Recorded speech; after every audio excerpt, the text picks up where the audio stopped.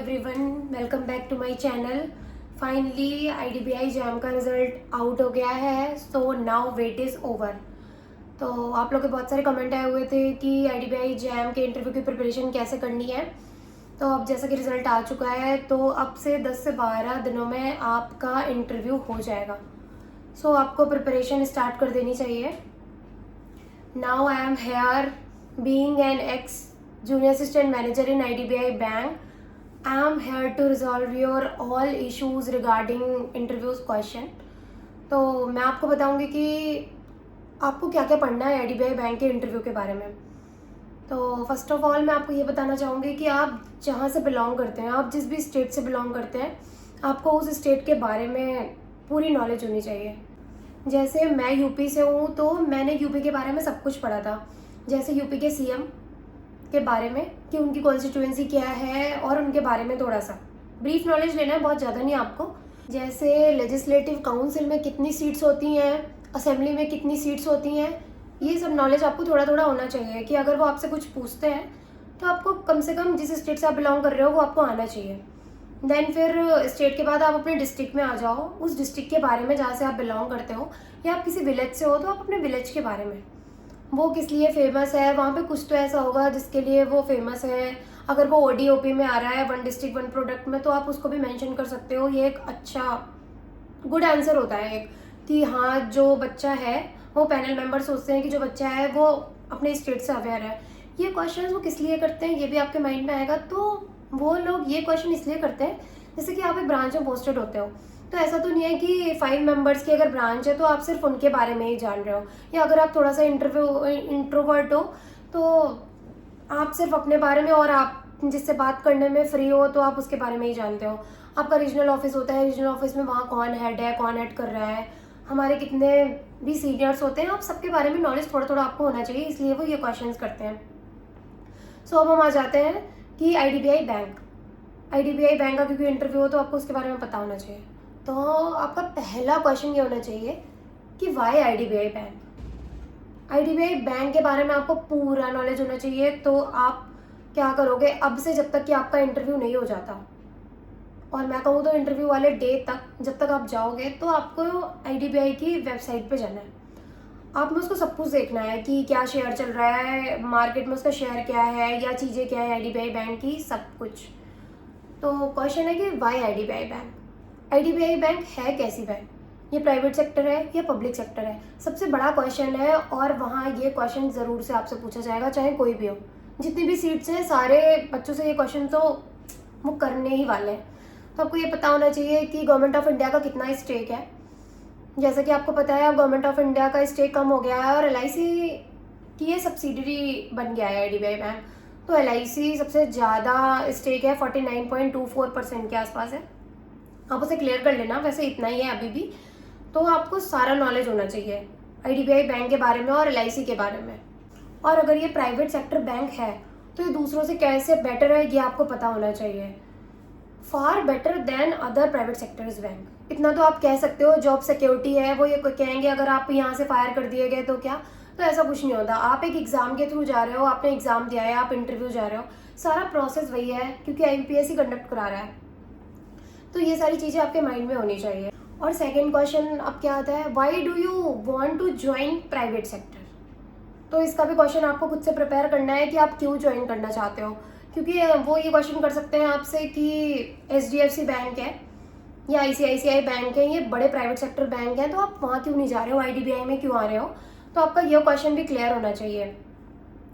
Next question पे अगर हम आए, आईडीबीआई बैंक की प्रॉफिटेबिलिटी, उसके बारे में आपको देखना है। वो आप गूगल पे जाओगे, सारा सर्च करोगे, जितने भी पॉइंट्स हैं वो आप नोट डाउन करोगे और उनको याद रखोगे।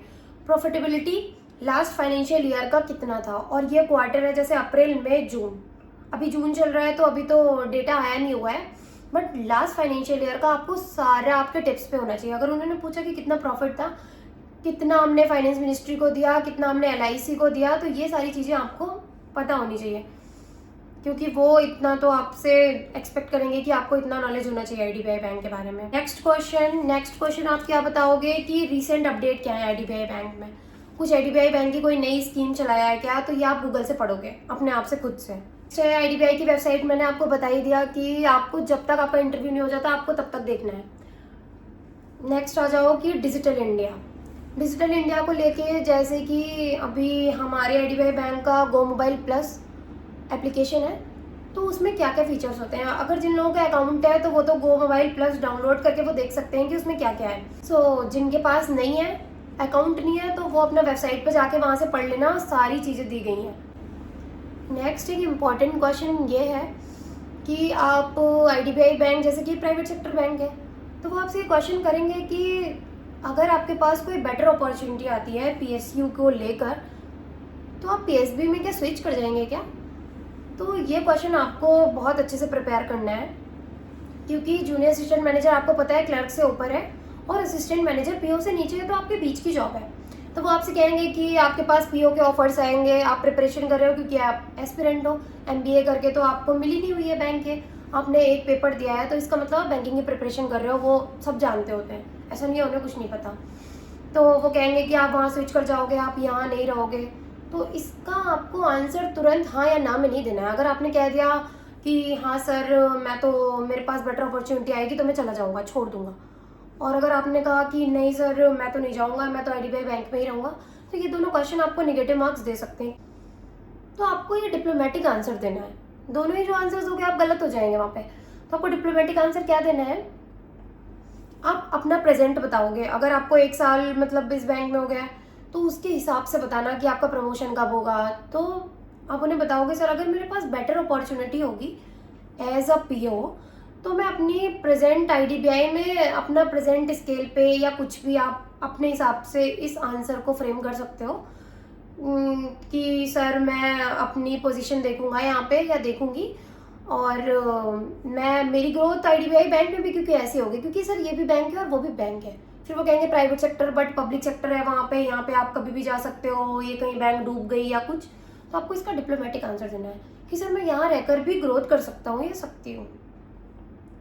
तो ये आपको प्रिपेयर होके जाना है इस आंसर के लिए। अगर आप चाहोगे कि इसके बारे में मैं डिटेल आंसर आपको बताऊं, क्योंकि उन्होंने ये मुझसे भी क्वेश्चन पूछा था, तो ये क्वेश्चन तो वो पूछते ही हैं, चाहे आप आईबीपीएस का दो चाहे आप एसबीआई का दो, तो वो ये बात कहते हैं कि हम जिसे हायर कर रहे हैं ऐसा तो नहीं, मतलब बैंक आपके ऊपर पैसा लगाएगी, अभी आपको ट्रेनिंग देगी, तो ट्रेनिंग देगी, फिर आपको पोस्टिंग मिलेगी, आपके लिए सब कुछ चीज़ें होती हैं। तो ऐसा तो नहीं है कि आज हम इस बच्चे को हायर कर लें और कल को ये छोड़ दें। तो बैंक ने पैसा तो खर्च किया है ना। नेक्स्ट क्वेश्चन आपको पढ़ना पड़ेगा बैंक का इंश्योरेंस के बारे में। बैंक का इंश्योरेंस क्या होता है कि आपको देखना पड़ेगा एक बैंकिंग प्लस इंश्योरेंस। तो जैसे कि हमें एलआईसी चला रही है एक तरीके से आईडीबीआई बैंक, क्योंकि एलआईसी ने हमें बहुत सपोर्ट किया है, तो फिर हमें इंश्योरेंस एलआईसी का देना पड़ता है। जैसे कि एसबीआई में आपको पता है एसबीआई लाइफ देते हैं लोग, तो हमें एलआईसी की इंश्योरेंस पॉलिसीज करनी पड़ती हैं। तो इसके बारे में आपको अवेयर होना पड़ेगा। अगर वो कहेंगे कि हमारा बैंक का इंश्योरेंस किससे है, तो हमारा टाइप किससे है, कौन सी इंश्योरेंस कंपनी से है, तो फिर आप बता सको उसमें कि सर हम एलआईसी से टाइप है हमारा, ऐसे करके आपको ये क्वेश्चन का आंसर देना है। नेक्स्ट क्वेश्चन है आईडीबीआई के शेयर के बारे में आपको पढ़ के जाना है, क्योंकि हो सकता है उन मेंबर्स में से कोई भी म्यूचुअल फंड्स का स्पेशलिस्ट बैठा हो या कुछ भी। तो आपको शेयर्स के बारे में नॉलेज इतने होनी चाहिए कि कितना रुपए चल रहा है, कैसा क्या चल रहा है, थोड़ा सा बहुत ज़्यादा डीप में ही जाना, बट थोड़ा थोड़ा नॉलेज होना चाहिए। टॉपिक आपको करंट अफेयर के बारे में, आपने अभी मेंस के लिए पढ़ा होगा करंट अफेयर, बट वो आपने थ्योरी बेस्ड पढ़ा होगा कि ये क्वेश्चन हमें याद करने हैं या कौन सा टाइप चल रहा था ADB world bank and all को लेके। बट अब आपको क्या देखने हैं, टॉपिक्स उठाने, कहाँ कौन सी वॉर चल रही है, हमारा इन्फ्लेशन क्या कर रहा है, क्या स्थितियाँ आ रही है, सारी सिचुएशन आपको पता होनी चाहिए। अगर वो थोड़ा सा क्वेश्चन आपसे पूछे कि अभी प्रेजेंट में कौन सी वॉर चल रही है, कुछ आप अवेयर हो, तो आप उतना बता सको। अब आईडीबीआई बैंक के बारे में तो मैंने आपको बता दिया कि क्या क्या आपको प्रिपेयर करना है। अब आ जाओ आप, नेक्स्ट टॉपिक है आपका बैंकिंग अवेयरनेस। तो बैंकिंग अवेयरनेस में बहुत से टॉपिक्स हैं, आपने बैंकिंग अवेयरनेस कवर ही करी होगी क्योंकि, तो अब आप उन टॉपिक्स को शीशे के सामने आपको बोलना है। जैसे कि बैंक क्या है, अगर उन्होंने पूछा बैंक क्या है, तो फिर आपको इसका पता होना चाहिए कि क्या करती है बैंक, बैंक के फंक्शंस पता होना चाहिए, बैंकिंग किस किस टाइप की होती है, कि डिपॉजिट का टाइप क्या होते हैं, एफडी के टाइप क्या होते हैं, डिपॉजिट में ही वो आ जाएगा टर्म डिपॉजिट एंड ऑल। सो इसको आपको पढ़ना है। एनईएफटी, आरटीजीएस, यूपीआई, चेक के टाइप्स, कैंसिल चेक क्या होता है, वो रैंडम क्वेश्चन कर सकते हैं। कैंसिल चेक मैंने इसलिए पूछा क्योंकि उन्होंने मुझसे भी पूछा था ये क्वेश्चन कि कैंसिल चेक क्या होता है, आप कुछ अवेयर है? तो फिर आपको ये आना चाहिए। इंस्ट्रूमेंटल एक्ट के बारे में पढ़ लेना क्योंकि उसी में ही आता है, तो ये आपको जरूर से पढ़ना है। नेक्स्ट है आरबीआई। आरबीआई के बारे में आपको सब कुछ पता होना चाहिए। आरबीआई क्या है, आरबीआई कैसे काम करता है, आरबीआई कब आया, आरबीआई की सब्सिडरीज कितनी है, क्या क्या है, उनकी फुल फॉर्म्स के बारे में भी पता होना चाहिए। अगर उन्होंने आपसे पूछ दिया तो फिर आपको फुल फॉर्म्स उनकी पता होनी चाहिए। इससे आप पेमेंट गेटवेज याद कर लेना, जैसे कि यूपीआई, आईएमपीएस कैसे क्या होता है। गवर्नमेंट स्कीम्स के बारे में आपको पढ़ना है। सोशल सिक्योरिटी स्कीम के बारे में आपको पढ़ना है कि माइक्रो लेवल पे क्या है, जैसे कि उसमें आपकी पीएमजेजेबीवाई, एसबीवाई, एपीवाई आ जाएंगे माइक्रो स्कीम्स में। और उधर आपको सोशल स्कीम्स जैसे कि मुद्रा हुआ, तो मुद्रा के बारे में आप पढ़ लेना। उसकी लिमिट बढ़ी हुई है, वो आपसे पूछ सकते हैं। कितना कवर इसमें मिलता है ये भी पूछ सकते हैं आपसे। और फिर केवाईसी के बारे में आपको पढ़ना है, नो योर कस्टमर के बारे में। कब केवाईसी करानी होती है तो ये सब आपको पढ़ना पड़ेगा। कब केवाईसी होती है, केवाईसी के बारे में सब कुछ। एनपीए आपको पढ़ना होगा बहुत अच्छे से। नॉन परफॉर्मिंग एसेट्स क्या है ये आपको पता होना चाहिए, वो इससे क्वेश्चन कर सकते हैं आप। मोबाइल वॉलेट क्या है, प्लास्टिक मनी क्या है, ये क्वेश्चंस। मोस्ट इंपॉर्टेंट क्वेश्चन है मॉनेटरी पॉलिसी को लेकर। मॉनेटरी पॉलिसी को लेकर वो क्वेश्चन कर सकते हैं। इन्फ्लेशन रेट पूछ सकते हैं आपको, सीपीआई, डब्ल्यूपीआई के बारे में पूछ सकते हैं, तो आप उनके बारे में पढ़ के जाइएगा बहुत अच्छे से, क्योंकि वो इन्फ्लेशन के बारे में पूछ सकते हैं। अभी प्रेजेंट में सिनेरियो क्या चल रहा है, रेट कैसे हाई हो रहे हैं, पेट्रोल के प्राइसेस कैसे बढ़ रहे हैं, वो ये थोड़ा थोड़ा क्वेश्चन, मतलब वो आपसे ये नहीं कहते हैं कि आप बिल्कुल मास्टर्स करके आओ, बट वो ये चाहते हैं कि आप अवेयर रहें, क्योंकि बैंकिंग सिस्टम बहुत अवेयरनेस वहाँ पे बहुत होनी चाहिए आपकी, क्योंकि सर्कुलर वहाँ हर दिन एक नया सर्कुलर आता है, इसलिए हमारे बैंकिंग में करंट अफेयर्स को रखा गया है। तो वो इसलिए आपसे जानना चाहते हैं कि आप अवेयर हो कि नहीं। बस इतना ही। इन्फ्लेशन, डिफ्लेशन, ये सब आप देख लीजिएगा।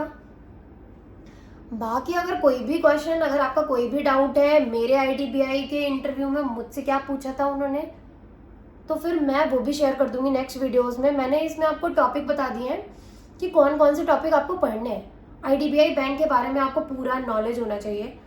प्लीज़ आप ये बहुत अच्छे से तैयार कर लेना कि आईडीबीआई बैंक कैसे एग्जिस्ट कर रही है, कब से लेकर आज तक का क्या था, सब कुछ आपको पता होना चाहिए। और मैं अपने आप से आपका एक डाउट क्लियर करना चाहूँगी लैंग्वेज बैरियर को लेकर।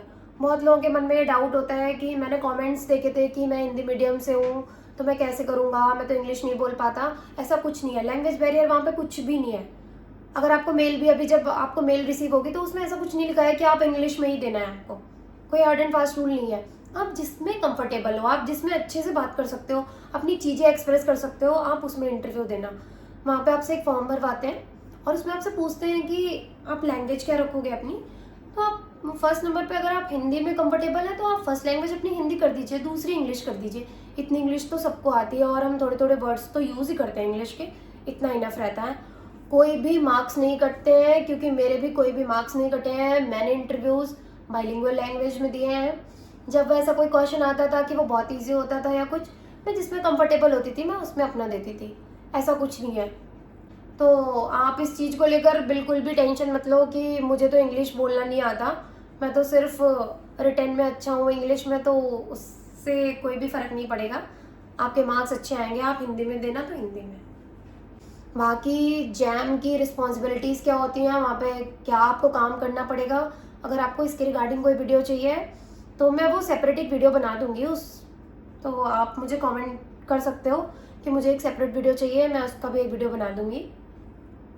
बाकी आप अच्छे से प्रिपेयर करो। All the best and congratulations. जिनका भी एग्ज़ाम क्लियर हुआ है उनको many many congratulations and again all the best. अच्छे से पढ़ाई करो, इतना टफ नहीं है इंटरव्यू, अब टफ नहीं है। सबसे टफेस्ट जो स्टेज होती है वो आपने, उनसे आप निकल के बाहर आ गए हो, अब बहुत कम रह गया आपके पास में कंपटीशन। बस अपना बेस्ट देना है, एक प्यारी सी स्माइल करते हुए आपको सारे आंसर्स देने हैं उनको। वो बहुत बहुत अच्छे होते हैं वो लोग, आपको काम डाउन करेंगे, आपको एक घर जैसा माहौल देंगे कि आप उनसे बात कर सकें। वैसे डरने की कोई बात नहीं है। बाकी कोई भी डाउट है आप पूछ लो, मैं दूसरा वीडियो बना दूंगी। और अगर हेल्पफुल रहा हो तो प्लीज़ अपने फ्रेंड्स को भी शेयर करो जिनका इंटरव्यू है। ओके, मिलते हैं नेक्स्ट वीडियो में। Bye bye.